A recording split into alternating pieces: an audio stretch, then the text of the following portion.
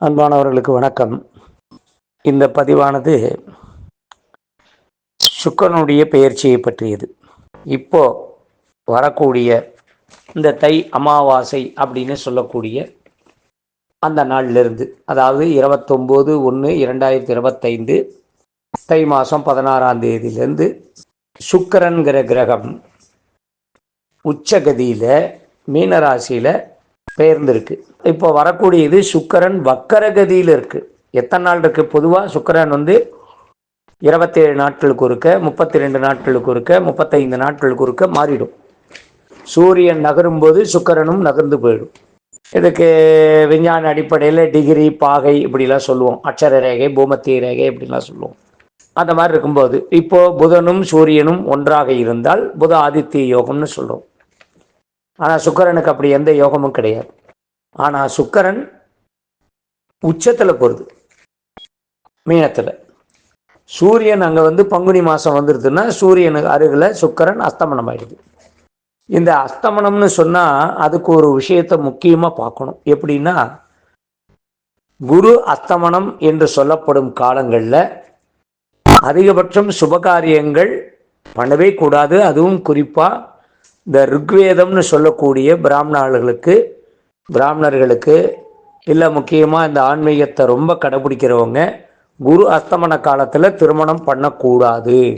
அதே போல் சுக்கிரன் மற்றவங்க எல்லாத்துக்கும், அதாவது பிராமணர்களோட ருக்வேதமாக இருக்கிறவங்க குரு அஸ்தமன காலத்தில் சுபகாரியங்களை தவிர்க்கணும். மற்றவங்க எல்லாருமே சுக்கிரன் அஸ்தமன காலத்தை தவிர்க்கணும். சுக்கிரன் அஸ்தமனம் எப்படி வரும்? சூரியனும் சுக்கிரனும் ஒரே நேர்கோட்டில் அருகருகில் இருக்கும் பொழுது சுக்கிரன் அஸ்தமனம். அதே போல் யோகினி எதிரில் இருக்கும்போது பிரயாணங்களை தவிர்க்கணும். அது சுக்கிரனை வச்சு தான் அந்த யோகினிலாம் சொல்கிறது. இதெல்லாம் யாரும் கடைபிடிக்கிறதில்ல. அது ஒரு சில பேருக்கு பக்காவாக வேலை செய்யும். அது ஜாதக ரீதியாக சுக்கிரனோ சூரியனோ ஒரு அஷ்டமஸ்தானத்திலேயோ 6, 8, 12 மறையக்கூடிய இடத்துல இருந்து பிறக்கிறவங்களுக்கு இந்த மாதிரி அமைப்பில் இருந்தால் இதெல்லாம் கொஞ்சம் வேலை செய்யும். மீனத்தில் சுக்கிரன் உச்சத்தில் இருக்கும் பொழுது, அந்த உச்சத்தில் இருந்து பிறந்தவர்கள் திருமண வாழ்க்கையில் கொஞ்சம் பயங்கரமான சிரமத்தைப்படுவாங்க. கொஞ்சம் பயங்கரமான விஷயம் சிரமம். அதே போல் கன்னியில் சுக்கிரன் இருக்க பிறந்தவர்கள் திருமணம் பண்ணுறதே பெரிய பிரயத்தனம், ரொம்ப பெரும்பாடாகும். அப்படி பண்ணினாலும் அவர்களுடைய திருமண வாழ்க்கையில் ரொம்ப ரொம்ப சிரமங்கள் இருக்கும். சுக்கிரன் மற்ற இடத்துல இருந்தால் அதெல்லாம் ஒன்றுமே கிடையாது. இந்த மீனத்தில் சுக்கிரன் இருந்து பிறந்தாலும் சரி, கன்னியில் சுக்கிரன் இருந்து பிறந்தாலும் சரி, இந்த சுக்கிரனுக்கு கொஞ்சம், அதாவது என்ன சொல்லலாம், அதுக்கு உதாரணம் சொல்லணும்னா கொஞ்சம் கோபம்னு சொல்லலாம். அந்த கோபத்தினுடைய வெளிப்பாடோ இல்லை அது ஒரு தோஷமாக வச்சுட்டா அந்த தோஷத்தினுடைய வெளிப்பாடோ அந்த மாதிரி இருக்கும். அப்படி பார்க்கும்பொழுது இப்போ இதை நான் சொல்லக்கூடிய பதிவு என்ன அப்படின்னா, சுக்கிரன் வக்கரகதியில் உச்சகதியில் 12 ராசிக்கும் என்ன பலனை கொடுக்குறாரு அப்படிங்கிறது. இது சற்று ஏறக்குறைய இப்போ 29/1/25 தை 16 சுக்கிரன் வக்கரகதி. இது மாசி மாதம் பஞ்சமின்னு சொல்லக்கூடிய திதியில் 4/3/25 வக்கர ஆரம்பம். அதுக்கப்புறம் வைகாசி 17/31/5 தான் 2025 தான் அந்த சுக்கிரன் வக்கரகதி நிவர்த்தியாகும். அது வரைக்கும் சுக்கிரன் வக்கரகதியில் தான் இருக்கும். அதே போல் அதே ராசியில் இது ஏன் இது ஒரு விசேஷமான ஒரு பலனாக சொல்கிறோம் அப்படின்னா, இப்போ மீனத்தில் இப்போ மாசி மாதம், தை மாதம் விட்டுருங்க, மாசி மாதம் விட்டுருங்க, பங்குனி மாதம் மீனத்தில் சூரியன் புதனும் வக்கரகதியாகுது. புதன் எப்போ வக்கரகதியாக வருது? ரேவதி நட்சத்திரத்தில் வக்கர ஆரம்பமாக 4/3/2025. அப்போ 4/3/2025 என்ன வருது? மாசி மாதம். ரெண்டுமே வக்கரகதி. புதன் கடந்த டிசம்பர்லேருந்து பிப்ரவரி வரைக்கும் பூசத்துலேருந்து புனர்பூசத்தில் புதன் வக்கரகதியாக இருந்தது. அடுத்தது 9/3/2025 30/3/2025 வரைக்கும் உத்தரட்டாதி நட்சத்திரத்துக்கு போன புதன் திரும்ப பூரட்டாதி 1ஆம் பாதத்துக்கு வரைக்கும் வக்கரகதி ஆயிடும்.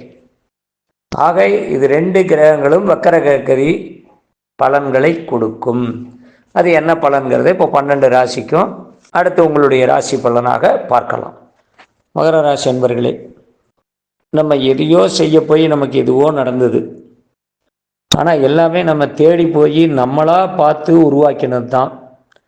ஏன் இப்படி இவ்வளோ கஷ்டத்தை நம்ம கொடுத்தது அப்படின்னு நீங்கள் எதிர்பார்த்துட்டு இருந்தது எல்லாமே, நினச்சிட்டு இருந்தது எல்லாமே இப்போ உங்களுக்கு ஒரு மாற்றத்தை கொடுக்கறது. தொழில் செய்பவர்களுக்கு வருமானம்னா என்ன, இது வரைக்கும் லாபம்னா என்ன அப்படின்னு தெரியாமையே தொழில் பண்ணிட்டு இருந்தவங்களுக்கு இது இப்போ இந்த சுக்கிரன் லாபத்தை கொடுக்கிறார். உங்க 8ஆம் அதிபதி 3ல் இருக்கு, சூரியனோட சேர்ந்திருக்கிறார். அதே போல 6ஆம் அதிபதியான புதனும் அங்க சேர்ந்திருக்கார். ஆனா இவங்கெல்லாம் இருக்கிறது 3ஆம் இடத்துல. இது விபரீத ராஜயோகத்தை கொடுக்காது, ஆனா முயற்சிக்கு உண்டான பலனை கொடுக்கும். அப்ப என்ன, நீங்க ஏற்கனவே முதல் போட்டிருக்கணும், இல்லை ஒரு முயற்சி இருக்கணும்.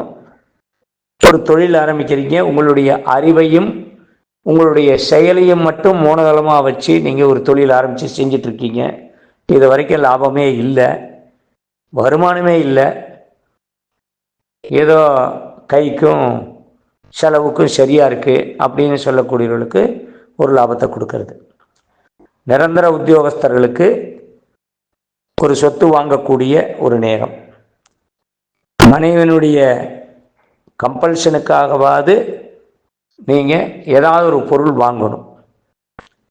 அதே சமயத்தில் மனைவியினுடைய உடல் நலனில் எப்பொழுதும் அக்கறை தேவை. இந்த காலகட்டத்திலிருந்து சுக்கிரன் உச்சம்னு இருந்தாவே முதல்ல பாதிக்கிறது யாருன்னா பெண்ணைத்தான் பாதிக்கும். அதுவும் குறிப்பாக மனைவியைத்தான் பாதிக்கும். அதுவும் குறிப்பாக ஒரு 40 வயதுக்குள்ள இருக்கக்கூடிய பெண்களைத்தான் பாதிக்கும். செய்யக்கூடிய வேலையை செய்ய விடாது, செய்யாத வேலையை செய்ய வைக்கும். நீங்கள் என்னதான் அமைதியின் திருவுருவமாக இருந்தாலும், அமைதியின் மறுவுருவமாக இருந்தாலும் உங்களையும் கோபப்படுத்தக்கூடிய நிகழ்ச்சிகள் உங்கள் குடும்பத்தினால வரும். ஏன்னா சனிக்கு 2ல் சூரியன், சனிக்கு 2ல் சுக்கிரன், சனிக்கு 2ல் புதன், சனிக்கு 2ல் ராகு. அந்த சனி என்ன பண்றாரு, உங்களுக்கு 2ஆம் இடத்துல இருக்கார். அப்போ குடும்பம் மூலமா வரக்கூடிய பிரச்சனைகளை நீங்க சமாளிக்கிறதுக்கு மட்டும்தான் உங்களுடைய முழு நேரம். அது வேலையை பாதிக்கும். அதனால வருமானத்தை பாதிக்காது, வேலையை பாதிக்கும். அப்ப நீங்க எல்லாத்துக்கும் சமாதானம் சொல்லணும். இது இளம் வயதில் இருக்கக்கூடிய கணவன் மனைவி உறவுனால வரக்கூடிய விஷயங்கள். இந்த சுக்கிரனுடைய வக்கரகதி பயிற்சி பொதுவாக எவ்வளோ வயசானவங்களா இருந்தாலும் சரி, மனைவிக்கு ஒரு ப்ராப்ளம், அவங்க வேலைக்கு போகிறவங்க வேலைக்கு போகலை, ஏதோ விஷயத்தில் இருந்தாலும் அவர்களுக்கு ஏதோ ஒரு மன சங்கடம், உடல் சங்கடம், 3 சங்கடங்கள் சொல்லுவோம் நாங்கள் மந்திரத்தில். என்ன சொல்லுவோம், தன சங்கடம், மனசங்கடம், வியாபார சங்கடம் அப்படின்னு சொல்லக்கூடிய 3 சங்கடங்கள் இருக்கு. அது வியாபாரம் தொழில் 2 ஒரு கேட்டர் தான். மன சங்கடம்னாவே குடும்பம்தான், குடும்ப சங்கடம். பண சங்கடம்னா கேட்கவே வேண்டாம், வருமானத்தினுடைய சங்கடம். இந்த 3 சங்கடங்களை நிவர்த்தி பண்ணுன்னு தான் சொல்லி விநாயகர்கிட்ட வேண்டுவாங்க சங்கடகர சதுர்த்தியில். சங்கடம் அதை நிவர்த்தி பண்ணுறார் இல்லையா, அதனால சங்கட ஹர சதுர்த்தின்னு பேர். ஹேரம்ப மதமோதித சர்வ சங்கடம் நிவாரைய அப்படின்னு விநாயகர்கிட்ட நம்ம வேண்டணும். அரச மரத்தை சுற்றி வந்து அன்னைக்கு மட்டும் சாயங்காலம் அரச மரத்தை சுற்றலாம். மற்ற நாள்லாம் காத்தால 9க்குள்ளே சுற்றணும், சாயங்காலம் சுற்றக்கூடாது. இந்த சங்கட சேர்த்திக்கு மட்டும் அன்னைக்கு சாயங்காலம் அரச மரத்து விநாயகராக இருந்தால் அரச மரத்தை சுற்றி வந்து இந்த மந்திரத்தை சொல்லணும்னு சொல்லுவாங்க. அது எல்லா சங்கடங்களையும் தீர்க்கும். அந்த மாதிரி சுக்கிரன் பலமாக அஸ்தங்கம் பெற்று பலகமாக இருக்கு. உங்களுடைய ராசிக்கு 5ஆம் அதிபதி ரொம்ப சிறப்பு வாய்ந்தவர், யோகத்தை கொடுக்கக்கூடியவர், அதிர்ஷ்டஸ்தானாதிபதி அப்படின்னு சொல்லலாம். அதே போல் 10ஆம் அதிபதி, இந்த 5ங்கிறது திரிகோணம், 10ங்கிறது கேந்திரம். இந்த 2க்கு அதிபதி உங்களுக்கு யார்? சுக்கிரன் தான். அதனால் இந்த ராசிக்கு திருமணம் நடக்கிறதுங்கிறது ரொம்ப கட்டமே கிடையாது, ரொம்ப சிரமப்பட வேண்டாம். அதே போல் இந்த ராசிக்காரர்களுக்கு மனைவிங்கிறது இஷ்டப்பட்ட மனைவியாக தான் கிடைக்கும். வந்த பின்னாடி கஷ்டம் கொடுக்கறதெல்லாம் வேற, அது 2வது பட்சம். ஆனால் வரும்பொழுது இஷ்டத்தோடு தான் வருவாங்க. அந்த இஷ்டப்பட்டு வந்த மனைவி எல்லாத்துக்கும் சமிசமமாக, எல்லாத்துக்கும் சமாதானமாக, எல்லாத்துக்கும் நல்லவங்களாக தான் இருப்பாங்க ஆரம்பத்தில். அதுக்கப்புறம்தான் இந்த 5, 10க்கு உண்டான அதிபதி வேலையை காமிக்கும், யோகத்தை கொடுக்கும். ஆனால் வேலை விஷயத்தில் உங்களை என்ன செய்யணும்னு அறிவுரை சொல்லக்கூடியதும் அந்த கிரகம்தான். இந்த செக்ஷனுக்கு தான் நீ வேலைக்கு போகணும், இந்த மாதிரி துறையில் தான் வேலைக்கு போகணும், இந்த மாதிரி துறையில் தான் நீ